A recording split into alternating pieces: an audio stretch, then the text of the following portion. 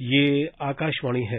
प्रस्तुत है कार्यक्रम सुर्खियों में। इसके अंतर्गत आज सुनिए कोरोना वायरस संक्रमण पर अखिल भारतीय आयुर्विज्ञान संस्थान नई दिल्ली के निदेशक डॉक्टर रणदीप गुलेरिया से आकाशवाणी संवाददाता नवीन सक्सेना की बातचीत। डॉक्टर गुलेरिया, कोरोना संक्रमण की दूसरी लहर में म्यूकोरमाइकोसिस के मामले अब ज्यादा सामने आ रहे हैं।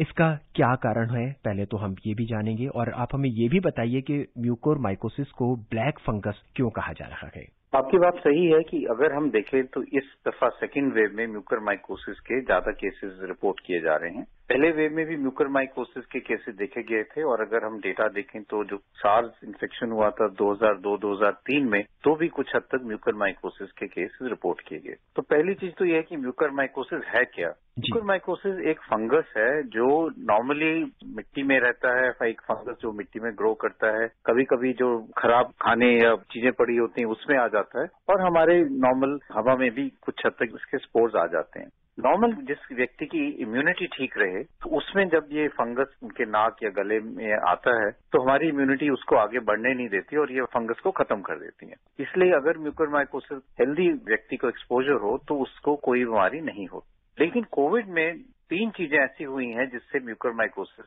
जो है वो ज्यादा देखा जाता है। एक तो कोविड अपने में ही, क्योंकि कोविड बीमारी से हमारी बॉडी की इम्यूनिटी कम होती है और जिस टाइप की इम्यूनिटी कम होती है उससे फंगल इन्फेक्शन के चांसेस ज्यादा हो जाते हैं। दूसरा ये कि जिन लोगों को डायबिटीज है और हम ये जानते हैं कि भारत में डायबिटीज काफी ज्यादा है, तो उनको अगर शुगर कंट्रोल नहीं हो तो अगर शरीर में शुगर की मात्रा ज्यादा हो, ब्लड शुगर ज्यादा हो, तो फंगस जो है ये शुगर के साथ और ज्यादा फैलने की क्षमता रखता है। और तीसरा ये है कि अगर कोई व्यक्ति ज्यादा स्टीरॉइड्स ले रहा हो, हाई डोज में ले रहा हो, जो हम देते हैं कोविड में मॉडरेट टू सीवियर इलनेस में और माइल्ड इलनेस में नहीं देनी चाहिए, तो उससे भी जो बॉडी में चेंजेस आते हैं स्टीरॉइड के कारण, उससे भी ये फंगस जो है ये ज्यादा फैलना शुरू होता है, ज्यादा मल्टीप्लाई करना शुरू होता है और उसके केसेस ज्यादा हो जाते हैं। अब इसको हम ब्लैक फंगस कहते हैं, लेकिन ये नाम ठीक नहीं है क्योंकि ब्लैक फंगस एक और कैटेगरी ऑफ फंगस है जिसका ये ब्लैक फंगस का नाम दिया जाता है, जिसमें एक जो मेलानिन करके एक प्रोडक्ट है वो बनता है जिससे फंगस का रंग काला हो जाता है। अगर इस फंगस को हम कल्चर में देखें तो ये सफेद रंग का होता है और उसमें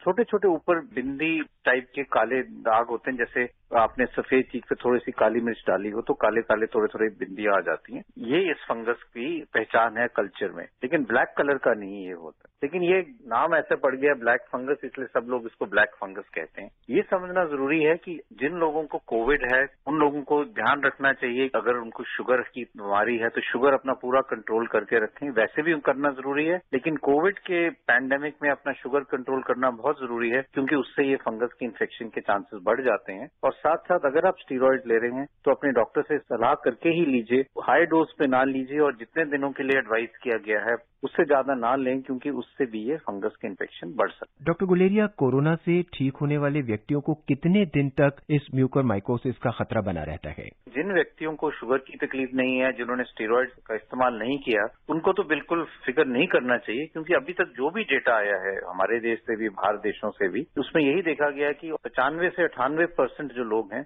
वो वैसे ही हैं जिनको स्टीरॉइड दिया गया या जिनको डायबिटीज थी और या जिनकी इम्यूनिटी कम थी। जैसे कुछ लोग हैं जो कैंसर के कारण कीमोथेरेपी ले रहे हैं या उनका ट्रांसप्लांट हुआ है उसके कारण दवाई ले रहे हैं। अगर आप हेल्दी हैं और आपको ना डायबिटीज है ना आपको स्टीरॉइड की जरूरत पड़ी तो आपको घबराना नहीं चाहिए, आपको फंगल इन्फेक्शन नहीं होगा। दूसरा, जिन लोगों ने स्टीरॉइड्स लिए हैं और स्टीरॉइड्स बंद कर दिए हैं और उनको डायबिटीज नहीं है, तो अगर उनको कोई लक्षण नहीं होते तो ये अनलाइकली है कि उनको म्यूकोरमाइकोसिस होगा और नॉर्मली 2-3 हफ्ते के बाद तो उनको बिल्कुल फिक्र करने की जरूरत नहीं है। जिन लोगों को डायबिटीज भी है उनको अपना शुगर कंट्रोल करना चाहिए और अगर 3-4 हफ्ते निकल जाते हैं कोविड से या बाहर आ गए हैं तो फिर फंगल इन्फेक्शन के चांसेस कम हो जाते हैं। डॉक्टर गुलेरिया, क्या ये म्यूकोरमाइकोसिस जो है कोरोना की तरह एक संचारी रोग भी है क्या? नहीं, ये संचारी या कंटेजियस नहीं है। ऐसा नहीं है कि कोरोना की तरह जैसे हम कहते हैं कि एक व्यक्ति से दूसरे व्यक्ति में ये वायरस फैल जाता है, ये फंगस एक व्यक्ति से दूसरे व्यक्ति में नहीं फैलता। इसलिए अगर आप किसी म्यूकर वाले मरीज के साथ भी बैठे हैं तो आपको कोई डर नहीं है कि आप उससे आपको इन्फेक्शन हो जाएगा। डॉक्टर गुलेरिया, किसी व्यक्ति को कैसे पता चलेगा कि वो इस बीमारी से पीड़ित है? इसके प्रारंभिक लक्षण क्या होते हैं?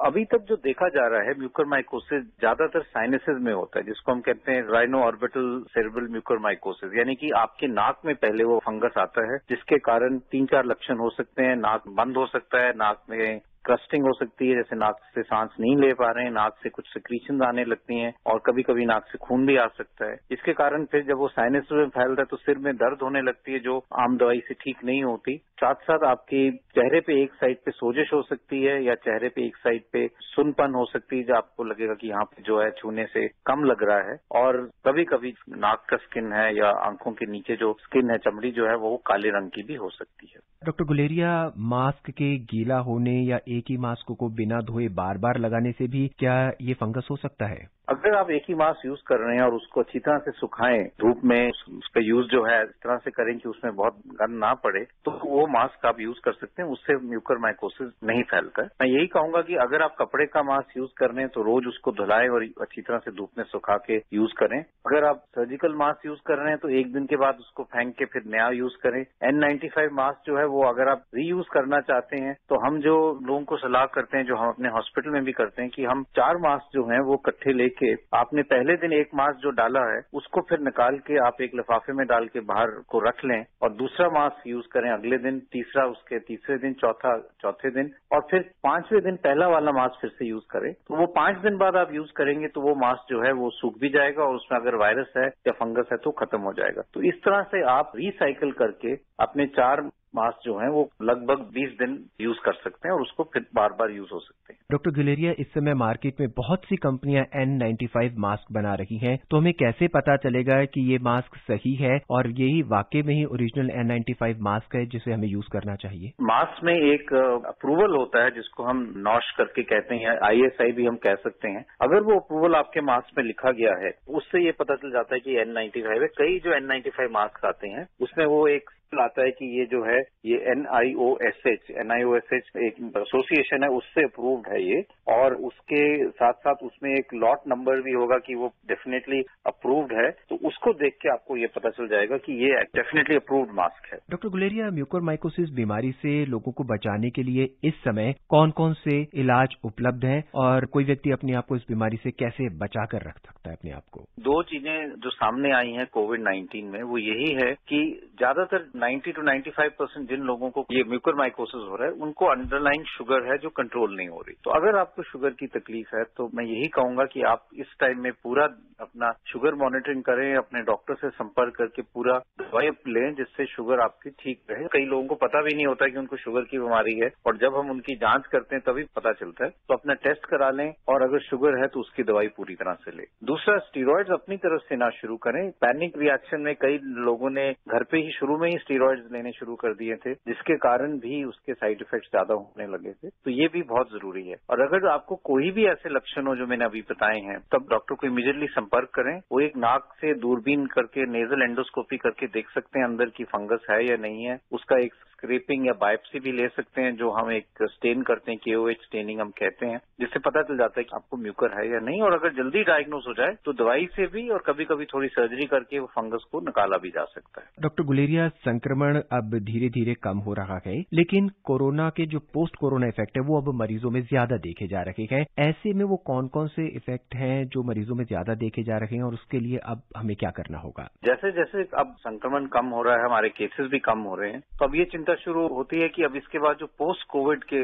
ट्रीटमेंट है, इलाज है, उस पर जोर देना चाहिए क्योंकि वो हमने पहली वेव के बाद भी देखा था। और इसमें कई चीजें समझने की जरूरत है कि कुछ लोगों को जब वो कोविड ठीक हो जाता है तो 4 हफ्ते के बाद भी कुछ लक्षण रहते हैं और उसको हम एक्यूट पोस्ट कोविड सिंड्रोम कहते हैं। और अगर वो 12 हफ्ते के बाद रहे तो लॉन्ग कोविड का नाम भी दिया जाता है। इसमें जो आम लक्षण है कि सांस की तकलीफ हो रही है, उनके सैचुरेशन ठीक है लेकिन तब भी उनको लगता है कि खुल के सांस नहीं ले पा रहे हैं। कई लोगों को खांसी रहती है और कई हफ्तों तक सूखी खांसी रहती है और वो उनको तंग करती है। कई लोगों को बहुत ज्यादा थकावट हो रही है, सुस्ती हो रही है और वो ये कहते हैं कि जोड़ों में दर्द है, मसल में पेन है, सुबह उठने का जी नहीं कर रहा। तो ये क्रॉनिक फटीग सिंड्रोम है। डॉक्टर गुलेरिया, इस कार्यक्रम में हमसे जुड़ने के लिए आपका बहुत बहुत धन्यवाद। नमस्कार।